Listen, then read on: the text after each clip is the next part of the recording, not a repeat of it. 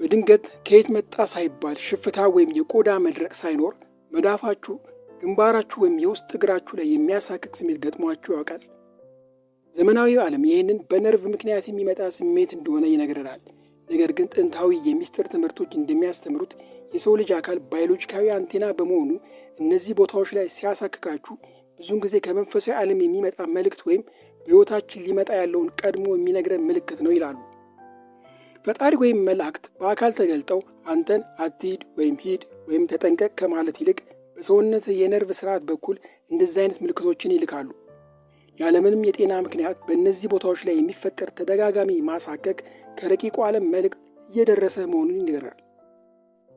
በዛሬው ቪዲዮ ስለ ሰውነት ማሳከክ ያልተነገረውን እውነት፣ ግንባራችን፣ መዳፋችን፣ እግሮቻችንን ሲያሳክከን ምን መልእክት እንደሚያስተላልፍልን፣ ከእነዚህ ቦታዎች ማሳከክ በስተጀርባ ያለው ያልተነገረው እውነት ምን እንደሆነ፣ ችላ ማለት የሌለብን ምክንያት፣ አስገራሚ መንፈሳዊና እውነተኛው ትርጉማቸው ምን እንደሆነና ምን ማድረግ እንዳለብን አቀርባለሁ። አብራችሁኝ ቆዩ። አንደኛ፣ መዳፍ። መቼም አብዛኞቻችን መዳፋችንን ሲያሳክከን ገንዘብ ሊመጣ ነው ወይም ላወጣ ነው የሚለውን አባባል ሳንሰማ አልቀረንም። በመንፈሳዊ ዓለም እጆች የበረከትና የኃይል መገለጫዎች፣ የኃይል መውጫና መግቢያ በሮች ናቸው። መዳፍ ተራ የሰውነታችን ክፍል ሳይሆን ትልቅ የኃይል ማዕከል ነው። መዳፍህን የሚያሳክክህ ፈጣሪ በአንተ በኩል የሆነ ነገር ሊያደርግ ሲፈልግ ወይም የሆነ ነገር ለአንተ ሊሰጥ ሲል የሚመጣ መንፈሳዊ ባዮኤሌክትሪክ ሲግናል ነው። መዳፋችን ከውጭው የኃይል መስክ ጋር በሚገናኝበት ድንበር በመሆኑ መንፈሳዊ ለውጦች ሲፈጠሩ መጀመሪያ የሚሰማው እጃችንን ነው። የመዳፍ ማሳከክ ወደፊት ለሚመጣው ነገር እንደ ቅድመ ትንቢት ወይም ምልክት ጠቋሚ ሆኖ ያገለግላል። ነገር ግን ያሳከከህ ቀኝ ይሁን ግራ መዳፍህን የተለየ ትርጉም አለው። በኢነርጂ ሳይንስ ቀይ መዳፍ የመስጠትን የሚያመለክት ነው። ቀይ መዳፍ ማለት ኃይልን ወደ ውጭ የምናወጣበት ወይም የምንሰጥበት ነው።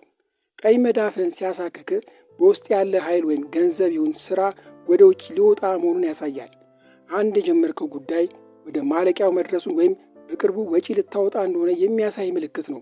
ብዙ ሰዎች ቀይ መዳፍ ሲያሳክክ ገንዘብ ላወጣ ነው ብለው ይጨነቃሉ። አዎ፣ ገንዘብ ሊወጣ ይችላል። ነገር ግን ይህ እንደ መጥፎ ዕድል መታየት የለበትም። ዕዳም መክፈል ወይም ለሌላ ሰው መስጠት በረከትን ያመጣል። ሳያወጡ መቀበል የለምና። ግራ መዳፍ ደግሞ የመቀበል ምሳሌ ነው። ግራ መዳፍ ማለት ከዩኒቨርሱ የሚመጣን ማንኛውንም አይነት ኃይል ወይም በረከት የምንቀበልበት በር ነው። የግራ መዳፋችንን ሲያሳክከን ገንዘብ፣ አዲስ ሀብት፣ አዲስ ግንኙነት ወይም ስጦታ ወደ አንተ እየመጣ መሆኑን የሚጠቁም መልካም ምልክት ነው። ግራ መዳፍን ማሳከክ ሲጀምር የመጀመሪያው ስሜትህ ለማከክ ሊሆን ይችላል። ነገር ግን በፍጹም እንዳታከው። ማከክ የመጣውን የኃይል ንዝረት ወይም ፍሪኩዌንሲ እንዲበተን ያደርገዋል። ግራ መዳፍን ሲያሳክክ በረከቱ እንዳያመልጥህ እጅን መጨበጥ የመጣው በረከት ወደ ውስጥ እንዲቀር ያደርገዋል።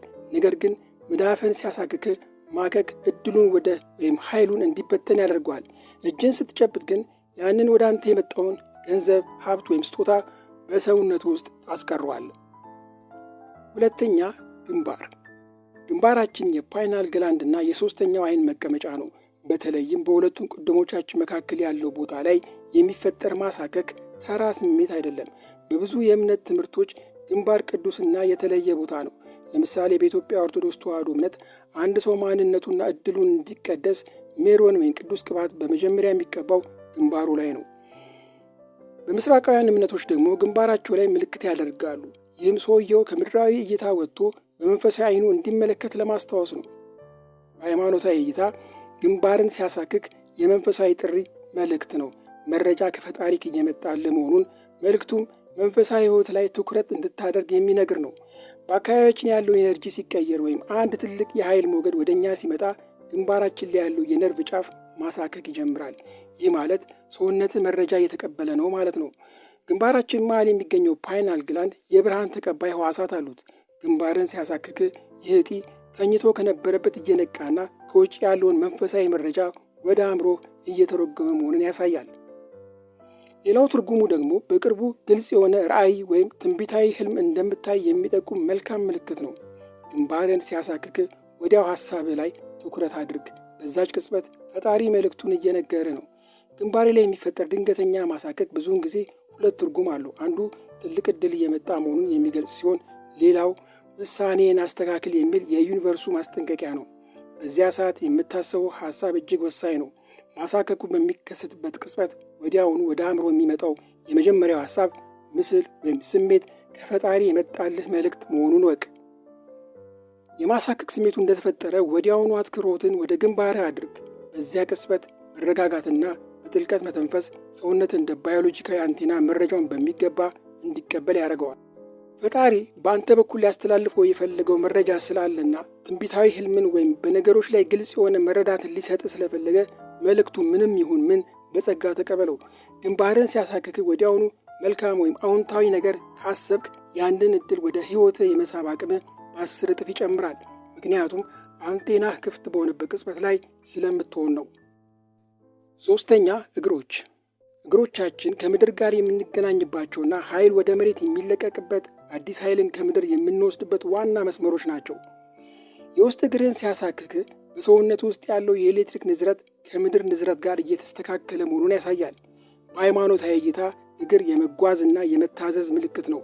መጽሐፍ ቅዱስ ቃልህ ለእግሬ መብራት ነው ሲል፣ እግር ማሳከክ ከፈጣሪ ዘንድ የተላከ የአቅጣጫ መሪ ተደርጎ ይወሰዳል። ፈጣሪ ወይም መላእክት በአካል ተገልጸው አትሂድ ወይም ሂድ ከማለት ይልቅ በሰውነት የነርቭ ስርዓት በኩል እንደዚህ አይነት ምልክቶችን ያስተላልፋሉ።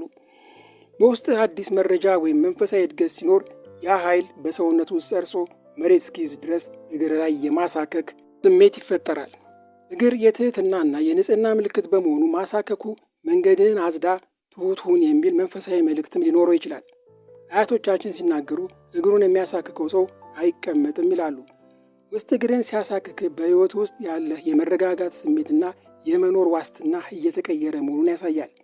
የውስጥ እግር ማሳከክ ብዙውን ጊዜ የሚከሰተው አዲስ ሕይወት፣ ጉዞ፣ ቦታ መቀየር፣ አዲስ ነገር ወደ ሕይወት ሊመጣ ሲል ነው። የቀኝ እግርን ካሳከከ መልካም ምልክት ነው። ወደፊት የሚጠብቅ መንገድ የተባረከና ስኬታማ መሆኑን የሚያበስር መልካም መልእክት አለው። አዲስ ነገር፣ አዲስ ሥራ ወይም አዲስ የሕይወት ምዕራፍ ልትጀምር መሆኑን ይጠቁማል። በቀኝ ግባ የሚለው የቆየ አባባል ከዚህ ምስጢር ጋር የተያዘ ነው። የቀኝ እግር ማሳከክ ዕድልህ ክፍት መሆኑንና የምትረግጠው መሬት ሁሉ በረከት እንደሚሆንልህ ከዕጣ ፈንታ ጋር የተገናኘ መንፈሳዊ ወይም አካላዊ ጉዞ እንደሚጠብቅ ይነግራል። የግራ እግርህን ካሳከከ የማስጠንቀቂያ ምልክት ስለሆነ ተጠንቀቅ። ልታደርገው ያሰብከው ጉዞ ወይም ውሳኔ አደጋ ሊኖረው እንደሚችል የሚያሳይ መንፈሳዊ ቀይ መብራት ነው። የግራ እግርህን ሲያሳክክ ቆም ብለህ ብታስብ ከትልቅ አደጋ ወይም ውድቀት ልትተርፍ ትችላለህ። ፈጣሪ ባልተገባ መንገድ እንዳትሄድ ሊያስጠነቅቅ ሲፈልግ የሚጠቀምበት ባዮ ኮሚኒኬሽን ነው። የቀኝ እግር ሂድ የሚል መልእክት ሲሰጥህ፣ ግራ እግር ደግሞ ቆም በል እያለ ነው። እንግዲህ እነዚህም ምልክቶች ንቁ ሆናችሁ ተጠባበቁ እያልኩ በዚህ ጉዳይ ላይ ያጋጠማችሁ ነገር ካለ በኮመንት ላይ እንወያይ። ሰላም።